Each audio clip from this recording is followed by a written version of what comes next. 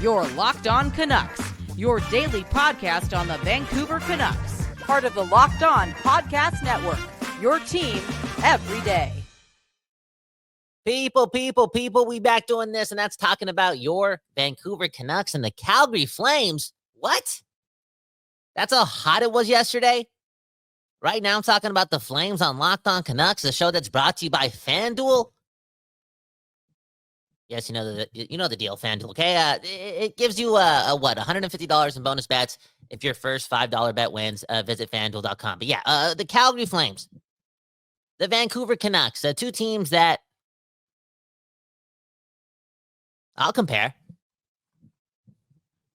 The Calgary Flames, a Vancouver Canucks team, faced that team many, many times throughout the regular season. The Calgary Flames, a team that set the tone for the Canucks in Game 1 after coming back, being down 3-0 to win in overtime. And again, it just set the tone for what was to come for us fans over here on the west coast of Canada. The Calgary Flames, we battled with them throughout the whole season, pretty much up until like game 75, 76, 77, right? The two teams dueling it out for the final playoff spot. Neither team got there, but we were always there with them. And now look, they got Zane Parekh coming in their lineup, and we got Evander Kane. And last time I checked, the Calgary Flames, they finished higher in the Western Conference standings than your Vancouver Canucks. By a whole 6 points.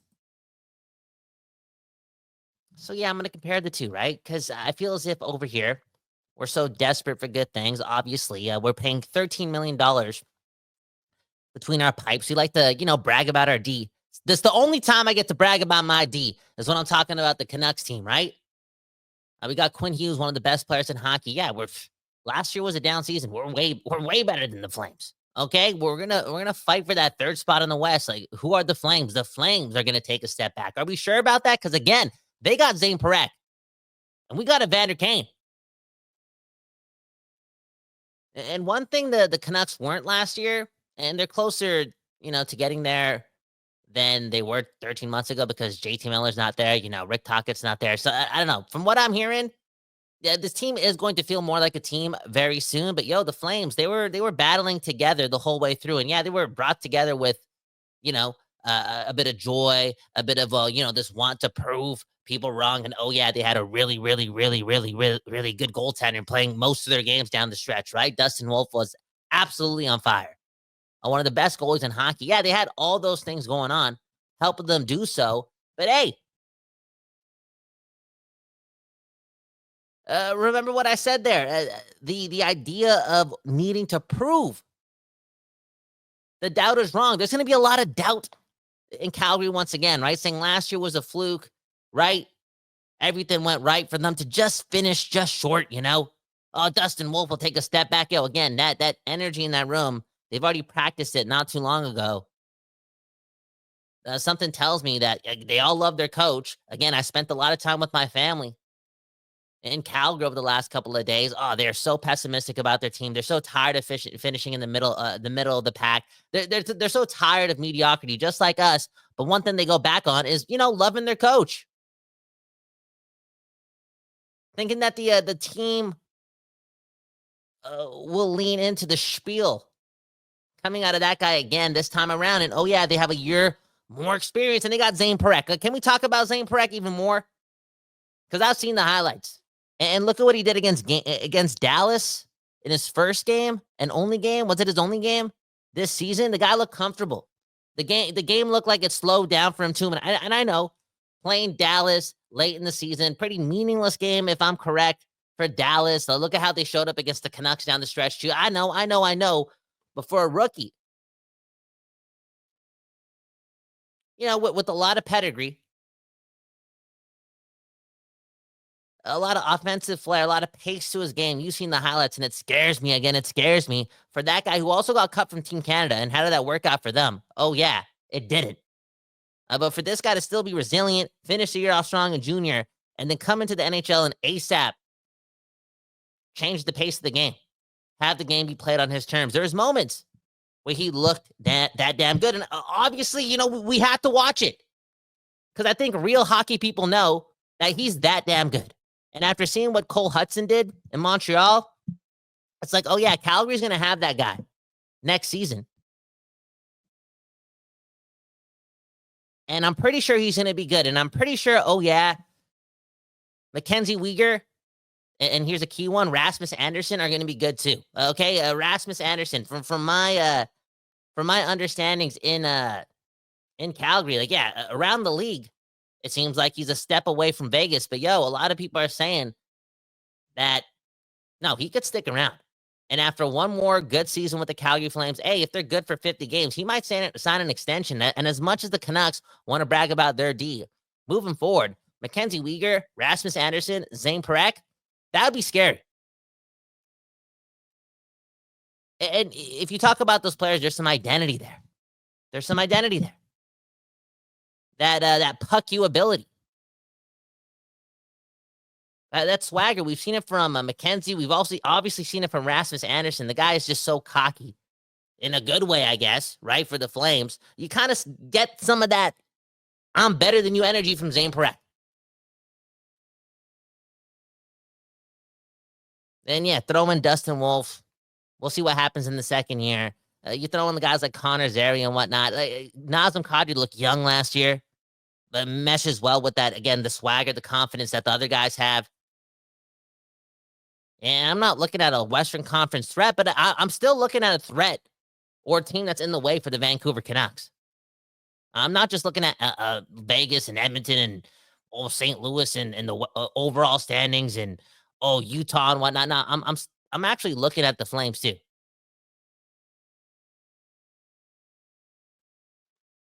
Just trying to be humble. The Canucks were good for one season. And outside of that, and the one that just happened, all those other seasons, we've sucked. So, of course, I'm going to take Calgary pretty damn seriously when it comes to,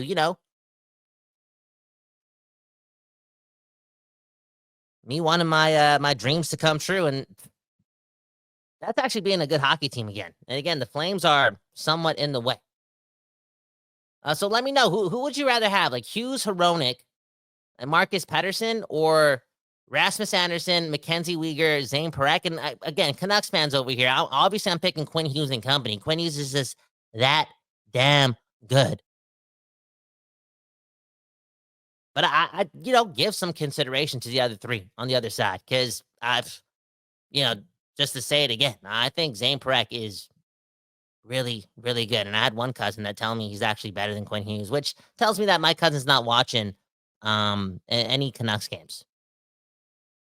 And just to even add on that, like it was interesting hanging out with Calgary Flames fans over the weekend, because I think that the Flames were a feel-good story across the league, but I wonder how much of a feel-good story they were to a core part of that fan base, not the entire fan base. Maybe there's a lot of people happy, right? They liked what they saw from Dustin Wolf, got the Kippersaw vibes. Maybe they see the same things that I see in Zane Parekh, and they're like, oh God, this guy is exceptional. Right? Yeah, there's that side of the fan base, but I know by hanging out with my cousins, there's some that didn't really give a what about the quote unquote success. What I know, it wasn't really successful, but the quote unquote fight that the Calgary Flames showed this year, it wasn't that respected. There's a lot of those people that think just like us, just so tired of being in the mushy middle. The Flames, man, the Flames and Canucks always connected too. Okay, come on, some of my best memories growing up, in transition, falling in love with the team. Started with a lot of the Calgary Flames and Vancouver Canuck games, and it's obvious I'm a sore loser. We had some cool moments. Jovanovski in the penalty box, Matt Cook tying up the game. It was cool. It felt great, but a couple minutes later in overtime, they destroyed us. They got the upper hand. It created some animosity. And through that animosity, it created more love for the Canucks, because that's the way the human brain works. All in all, though, it seems like we're connected, man. So many moments going back and forth from Calgary to BC because I got all my Fijian Hindu cousins out there, and somewhat of a rivalry and somewhat of a 1-2 always going on when it came to discussions around the game of hockey.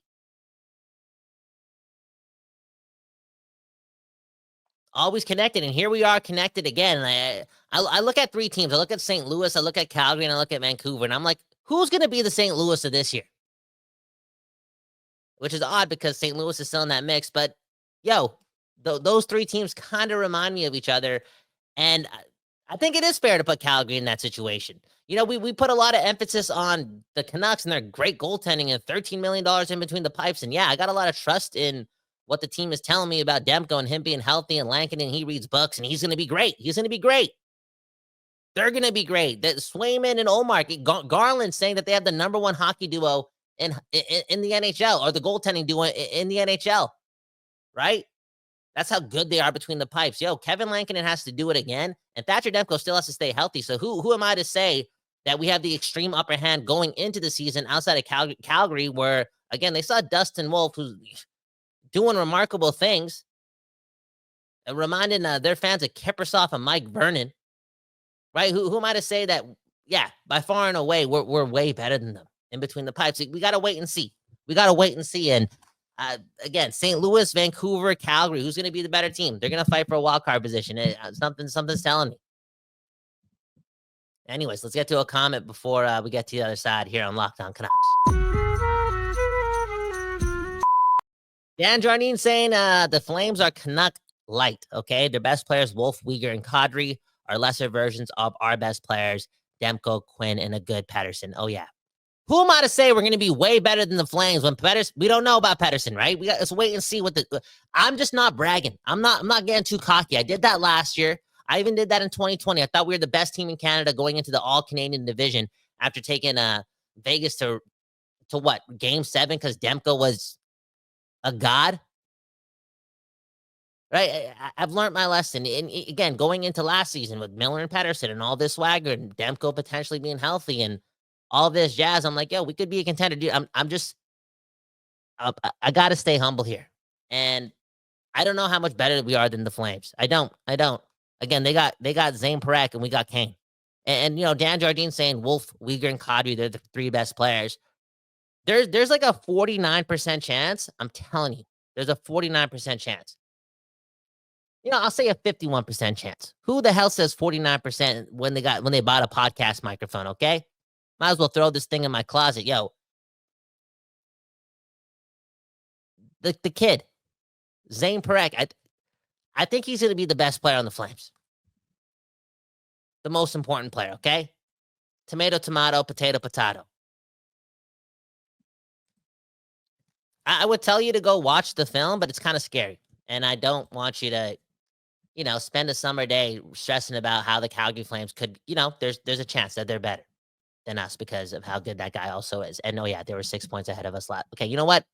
Let's get to the other side. Let's talk more about Arturs Silovs leaving the Canucks. Let us know in the comments. Flames versus Canucks. Should we, you know, forget about the Flames or put some respect on what they proved last year with their culture and, you know, what they added in for the 87th time, Zane Parekh? Okay. Anyways, you're listening to Locked On Canucks.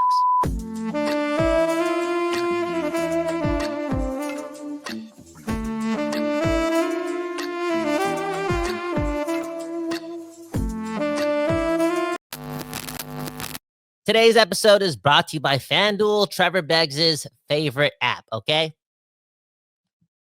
You know, you got to gamble responsibly, but you also got to have some fun, okay? And summer sports are in full swing. And whether, you know, you're all about baseball under the lights, golf on the green, or high-stakes soccer action, FanDuel is the best way to make every game even more exciting, okay? Right? And FanDuel can get you in the game, you know, with your friends. Y'all can join in together. And y'all can feel intertwined with all this action, stream the game, be on the beach, enjoy your summer. Hey, you win a bet, boom, bam, next thing you know, you're going to Cactus Club. All that can happen this summer long, you know, while using FanDuel. And Trevor, man, always talking about the new daily promotions, giving you fun ways to bet. How about the easy payout? Boom, bam, a couple of buttons. You got the money in your bank account. And oh yeah, the same game parlays. Parlays, man. Powerful. A collaboration. Anywho, if you're new to FanDuel, new customers can get $5. Sorry. New customers can get $150 in bonus bets if your first $5 bet wins. Okay, did I say that right? Yes, $150 in bonus bets if your first $5 bet wins. Open the FanDuel app today, or just go visit FanDuel.com to go get started.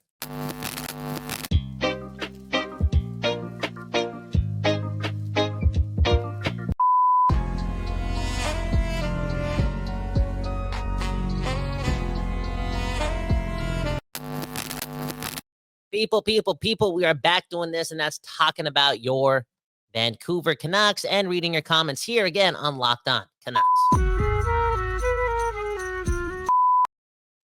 Raptor saying we need Silovs back. Yeah, we just spent some time talking about Dustin Wolf, right? Dustin Wolf, wasn't he like a 9th round pick, an 11th round pick?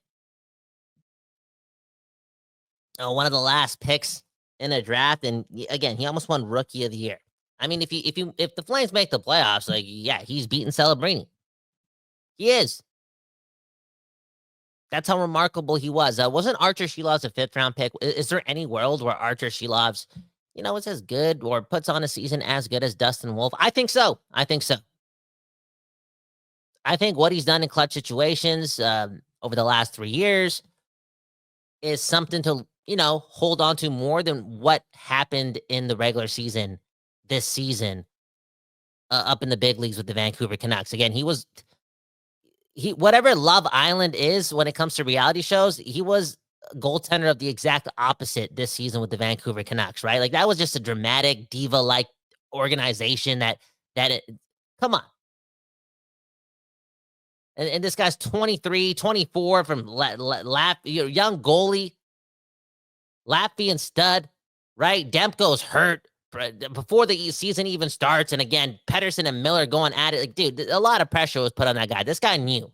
Again, because he's an uber competitor. He's all into the whole team aspect of things, too. Go listen to all of his comments about, the Abbotsford Canucks and why they won. Like, he understands the best teams, the best cooperation, the best collaboration, the best camaraderie.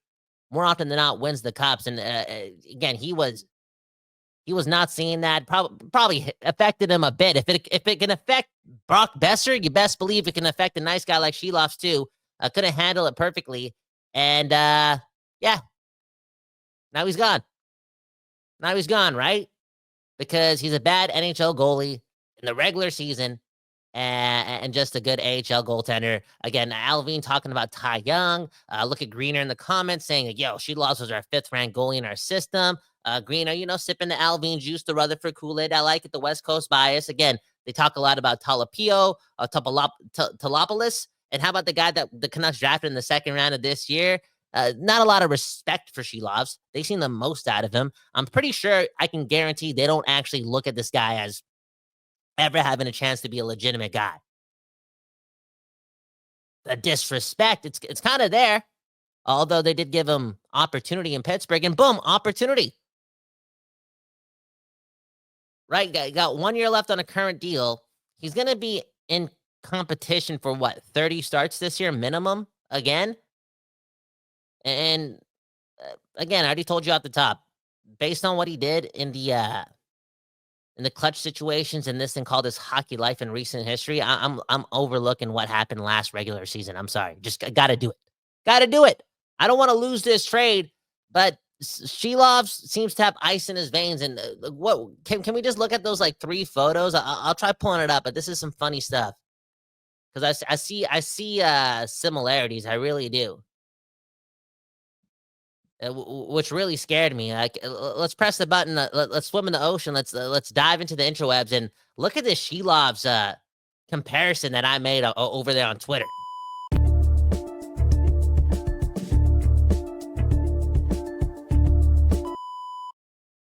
Share screen, boom, bam. Next thing you know, I just did it. I pressed some buttons, and there you go. Okay, look at this. Look, you're telling me you don't see the similarities right here? You're telling me you don't, okay? Silovs, after he gets the job done, look at this trophy. Got the goalie net around his back. Got the MVP trophy, the Calder Cup trophy. Look at the hat. Look at the pose, too, man. This guy's concentrated. And then look at this photo of Michael Jordan. Are there similarities here?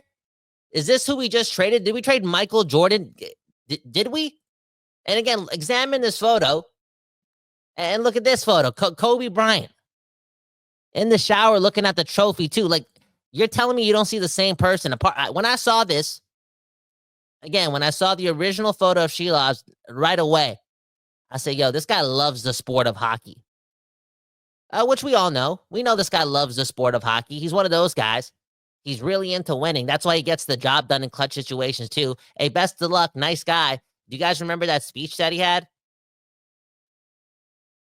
Right? At the ceremony at the Abbotsford Center or whatever, after the Abbotsford Canucks won the Calder Cup, he wrote, like, we gotta stop giving certain people the microphone, like, the president. No, you know what I'm saying? And I hear guys like that talk to a mass amount of people. Go check out that speech, man. It could change the future of humanity.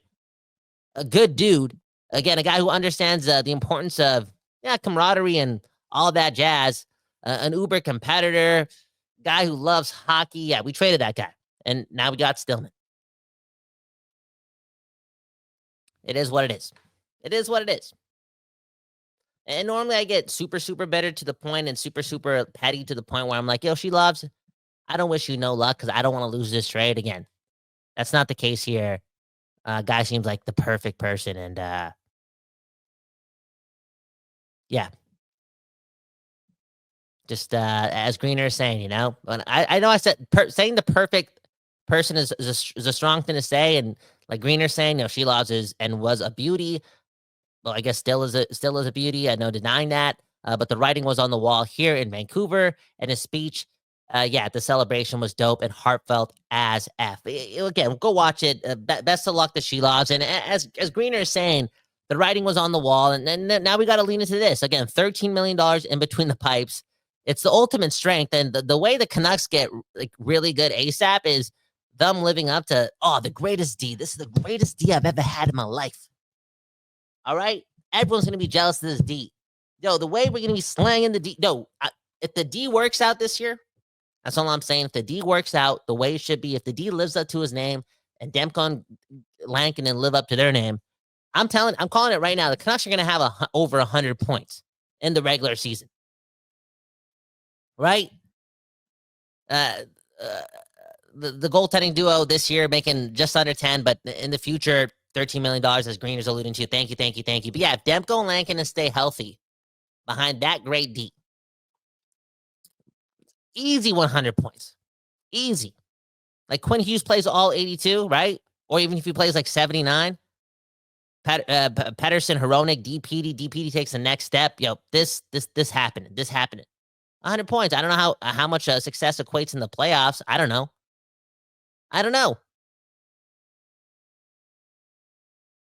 But there's a recipe for the Canucks to lean into their strength and be so good at it.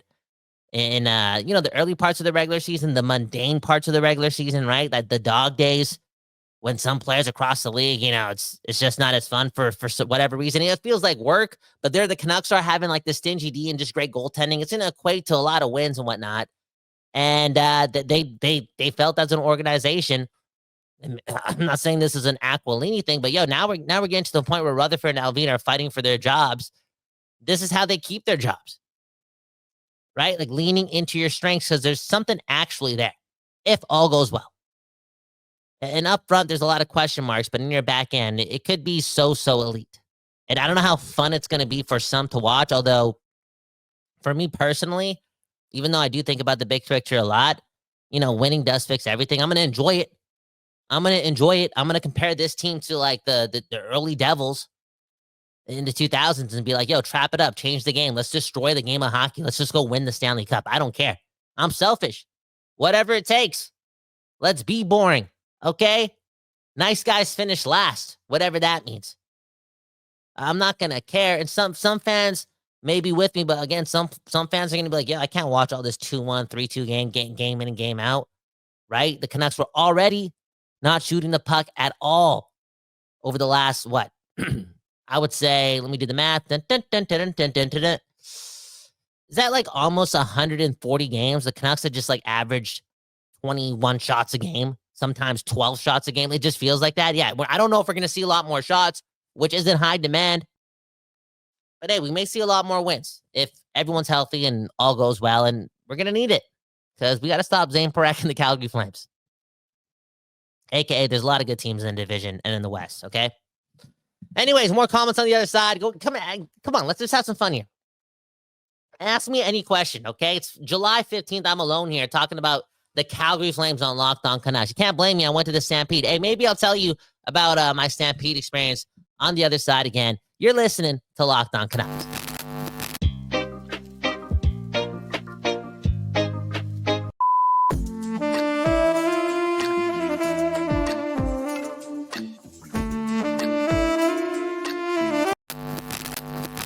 People, we back doing this, and that's talking about your Canucks. My name is Kyle Bowen.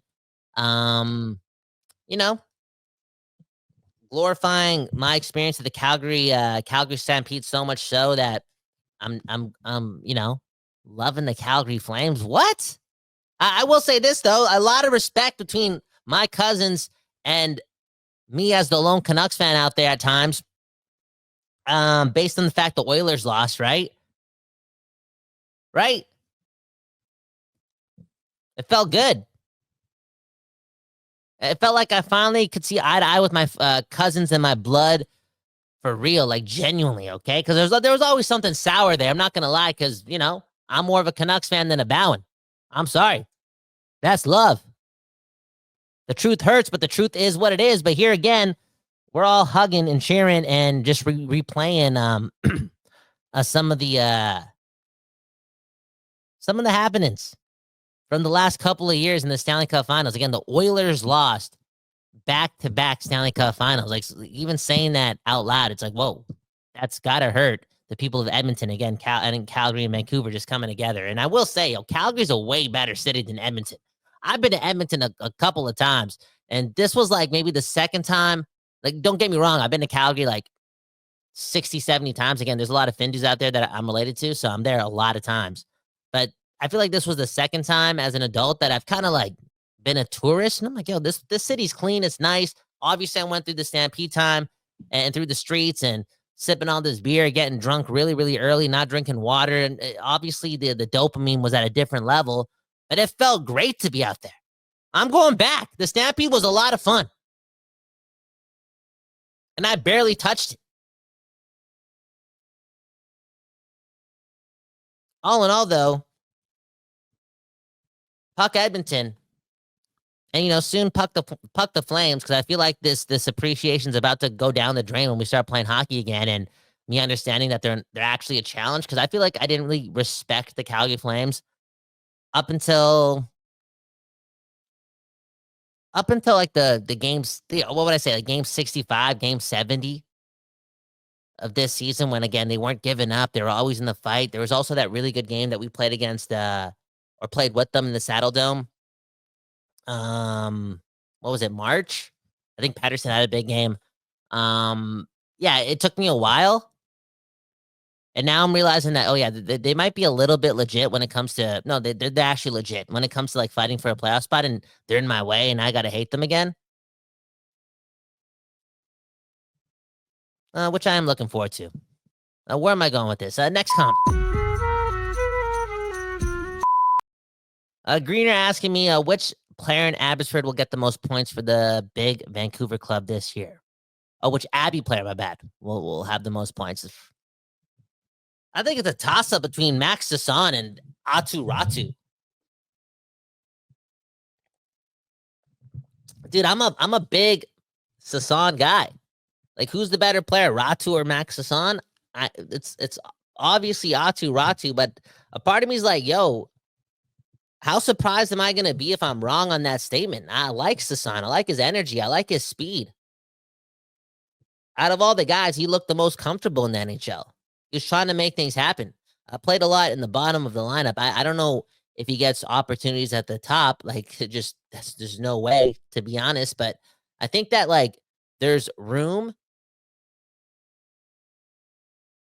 for him to, I don't know, take some of Bluger's minutes and make the most of it? Like, are there going to be times where we see like Sasan be put with like Garland and Joshua and find some chemistry? Like, I wouldn't be completely surprised.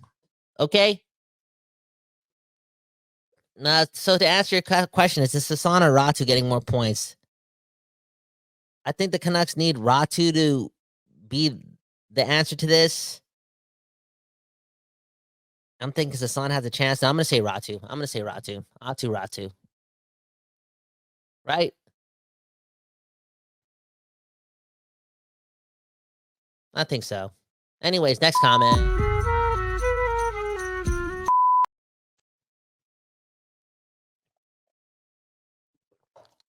Man, oh man. Dan Jardine saying Silovs has a heart as big as the outdoors. Yep, I believe that.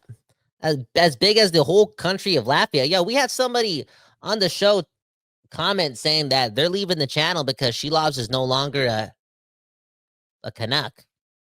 I'm pretty sure this person's from Latvia. That just goes to show you, man, this guy's a hero.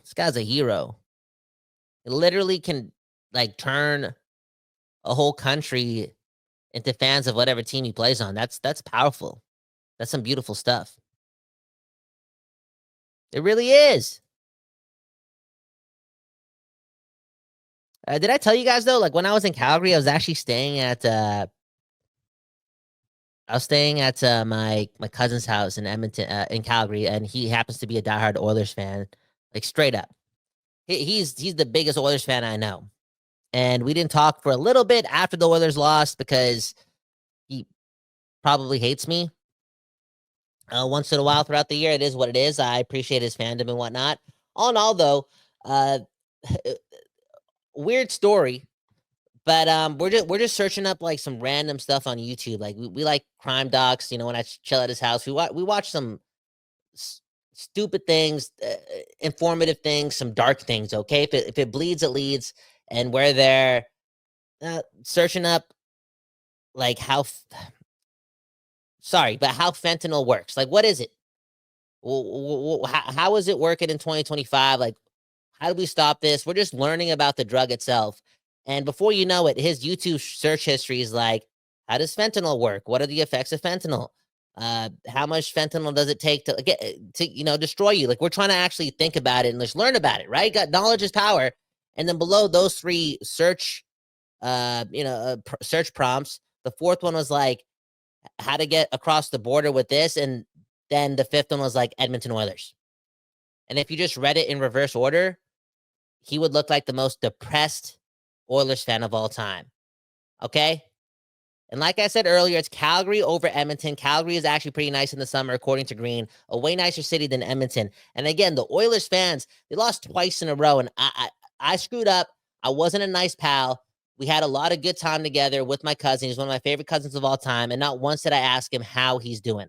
How's his mental health doing? Because if the roles are reversed, I would want my people to check up on me. Like, what? How would your life change if you lost 2 straight cup finals, including one where you came back from a 3-0 deficit, not only to lose in Game 7, but then also, or actually only to lose. Sorry about my grammar. And then losing in 6 games this year. And was it 6 or 5? It was 5, right? They got this. No, it was 6. But they got destroyed in Game 6, like absolutely embarrassed. Got destroyed in Game 5 too. Like, this guy's probably going through it, and I was being a bad friend. Just slept at his house, didn't have to pay him a cent, obviously, because we're family, but I'm saving money on the travel budget. And I didn't say how he was doing. So you know what? Don't like this episode of Locked On Canucks, because I'm a bad person. I'm not as nice as Arturs Silovs. Silovs would have never done that. And wow, Greener saying, be a Canucks fan for life. You'll never be in 2 finals in a row. So there's an easy fix. Yeah. Okay. You know what? Let me get out of here. My name's Kyle Bowen. Go Canucks go. It's not go Flames go. I'm just saying, don't sleep on the Flames. And this journey getting back to relevancy is going to be a bit tougher than we think. Okay. Anyways, go Locked On Canucks go. Go the Don't Doze Art Lab go. Go Trevor go. He'll be back very, very soon. And go you go. Okay. We really appreciate all your support. One love to the people, and peace out.